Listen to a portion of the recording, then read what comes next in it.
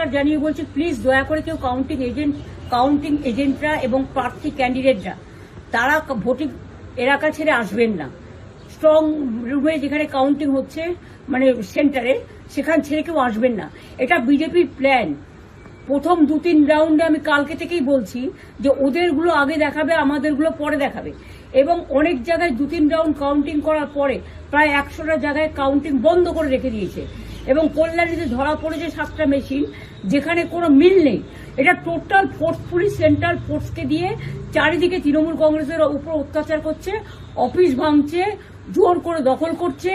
SIR নামে আপনারা দেখেছেন ভোট লুট করেছে যাতে যে সিটগুলো জিততে পারে। কিন্তু এখনো এমন 70টা সিট আছে, 100টা সিট আছে যেগুলো আমরা এগিয়ে আছি, সেগুলো বলছে না। টোটালটাই মিথ্যে নিউজ খাওয়াচ্ছে। আগে ডিআইসিও এই খবরগুলো দিত, কিন্তু তাকে কালকে চেঞ্জ করে দেওয়া হয়েছে। টোটালটাই ইলেকশন কমিশন নিজের ইচ্ছে মতো খেলছে, এবং সাথে কেন্দ্রীয় বাহিনীকে নিয়ে।